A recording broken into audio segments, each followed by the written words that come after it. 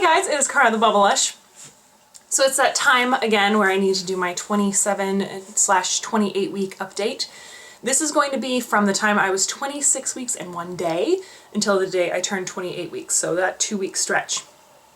And the first week of that 2-week stretch was actually kind of a weird one. I had a couple mornings where I woke up and there were like, this is kind of TMI, but it's a pregnancy update, so what are you gonna do? Where I woke up and I had like a drop of colostrum on my pajama or tank top or whatever I wore to sleep that night. But it's usually when I had rolled over and was laying kind of on my side, on my tummy with a body pillow, and I was probably just putting some pressure on that breast. And so it wasn't like a huge deal, but right around the middle of week 26, like 26 in 3 days type thing, I noticed some changes. So first, all of a sudden my skin, which had been really clear throughout this pregnancy, it looked really good and had a really good glow to it. All of a sudden I started breaking out all around here and up here. And that's usually where, that's usually just where I break out when I get stressed. Sometimes I'll get like a pimple on my cheek or something. So I noticed that I must be having some shift in hormones because I was also just stressed and I wasn't coping well with stress, and I was just a little more like ramped up hormonally. I was breaking out, and then I also, my breast started feeling like, I breastfed Hannah for 14 months and I had a pretty rigorous pumping schedule. You know, on the weekends I would breastfeed her on demand, but while I was at work I pumped, you know, at set times. But if something happened, if I was on a conference call or if I was out in the field and couldn't get to like a secluded spot to pump, and I went an hour or maybe an hour and a half past that pumping time, I could start feeling like knots in my breasts, I guess, start to form. Like they would just feel hard and achy. And sorry, I'm like feeling myself out during this video. Anyway, and I started feeling that way one day, and part of me was kind of concerned. It's been a year since I weaned Hannah, but when I got pregnant, let's see, I got pregnant in June, and I weaned Hannah the previous Thanksgiving, so the previous end of November. So I had been weaned like 6 to 7 months when I got pregnant, and as of right now, you know, haven't breastfed Hannah for a year. But still, it doesn't seem like my body necessarily had that long off, and so I was kind of concerned about, can you get clogged ducts? Can you get mastitis? Can you have that sort of thing when you're still pregnant if you haven't been weaned and dried up that long? Because even in February, March, you know, I was still kind of producing milk. So obviously not a lot, but I just wasn't completely dried up. This is a really TMI video. This is way more TMI than I expected to go because I didn't think this out very much. Anyway, so I started, my breast started feeling really sore, and then the next morning I just started pretty much just leaking constantly. So for the past week and a half I've been wearing breast pads around the clock, and it's really unfortunate that it started this early. I leaked with Hannah, but not enough to where I had to wear breast pads all the time. And now I really do. So I'll wear like a sports bra to bed, and I'll put breast pads in, and last night I didn't. I don't know what I was thinking. I took a shower, I threw on a t-shirt, crawled into bed and passed out because I was really tired, and I woke up and it was just a hot mess, and I had to wash the sheets and it was awful. So I guess that's a big change over the previous 2 weeks. I have a midwife appointment this week when I'm 28.5-ish weeks, but right now, the day I turned 28 weeks, I was down 37 pounds, so I lost another pound from the time that I was 26 weeks. And I think it's honestly just from diet and being active, and I'm on my feet all day long, cleaning and running around with Hannah and just eating healthy. So not a big diet or exercise like routine that I'm following, just eating healthy and trying to be more active than I was while I was working. One of the big things that I've talked about in this pregnancy is that we're going to co-sleep with the baby probably until he is 5-6 months. He's going to have a crib set up in Hannah's room in case, you know, he wants to take an odd nap or something in here. For the most part, this is going to still remain Hannah's room. And then at the 6-month mark, when we decide, when he probably outgrows the co-sleeper, we'll decide if he's going to sleep in here or if he's going to sleep in his own room. When we're going to transition him to his own room, I don't know. It really just depends on how they interact with each other.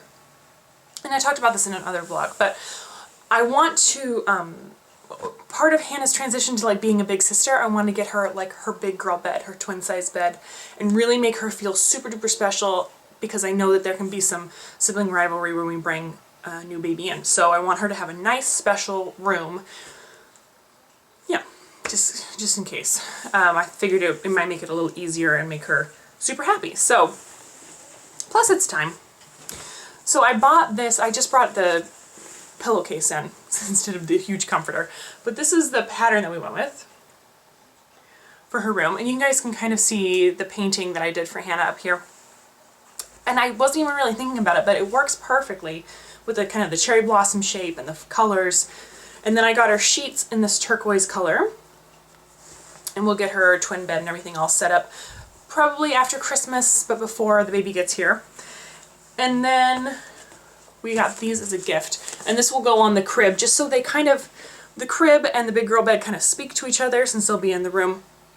And then, you know, if we transition or whatever, we'll either continue to use this or maybe he'll go with another completely different color scheme. Who knows? But I really liked the Skip Hop complete sheet. This is the Treetop Friends. I just thought it was really cute. I like the branches and the owls.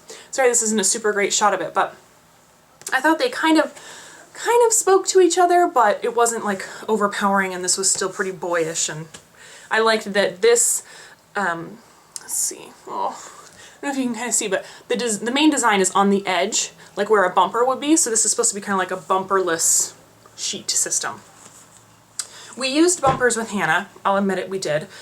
But again, she was 6 months old, could completely roll over when we moved her to her crib. And so we weren't as concerned about it.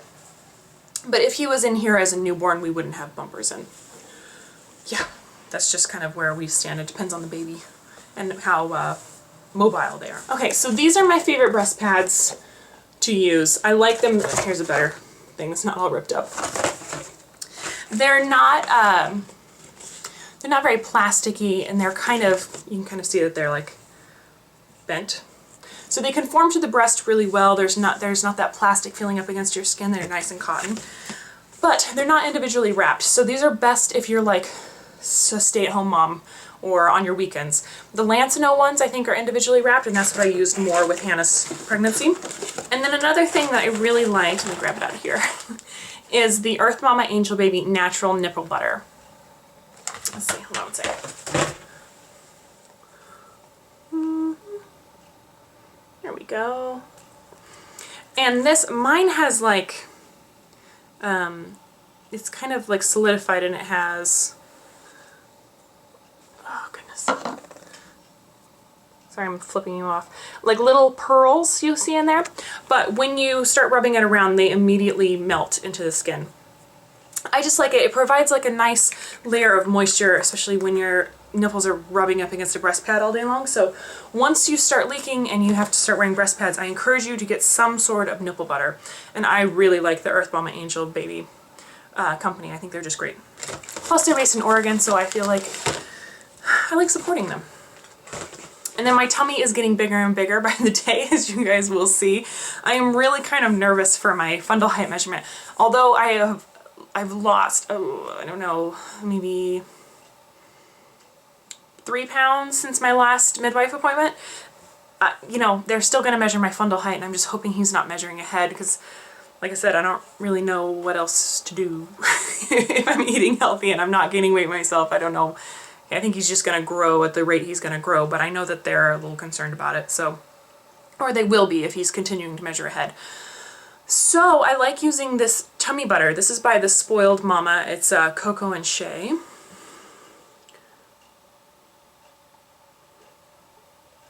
And this stuff is just great. It's like a really nice, rich lotion. They sent me some products while I was pregnant with Hannah, and I was a total convert. I didn't necessarily use like cocoa butter and stuff to prevent stretch marks, because I just knew I was never going to escape stretch marks. But I think it is important to soothe that skin while it's stretching out. So this just makes my tummy feel a little bit better. And it's nice. I feel like sometimes when I'm rubbing it on, I'm also giving the little baby a massage, because his back is up against one side of my stomach, and I'll show you. And I don't know, he either loves it or he hates it, but he starts squirming around and moving, and that's always fun. So, and I was wondering, I guess I kind of want to poll the audience, because I always, when he's moving around, I'm like, Chris, you gotta come feel this. And I put his hand on my stomach, and as soon as I put Chris's hand on my stomach, the baby just stops. And so Chris believes that I make him touch my stomach so that the baby will stop moving, because it like annoys me. And I'm like, no, I really want you to feel it. I mean, he can be sitting on the other couch, and I can kind of like lift up my shirt so that it's just the belly panel of my jeans, so it's nice and smooth. And I can put the remote control on there, and the baby will just be like kicking the remote control all over the place.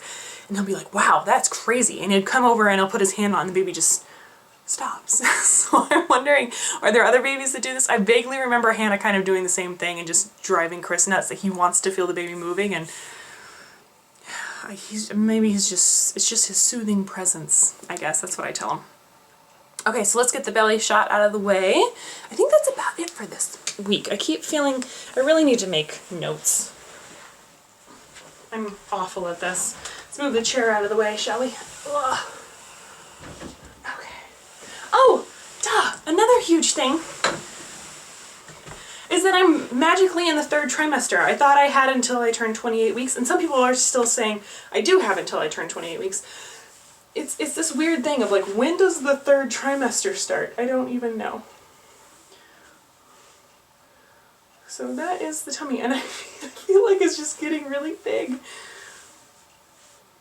I had the lady at Gymboree asked me if I was due before Christmas, and I was like, no, I'm due in March. I didn't think I was that big.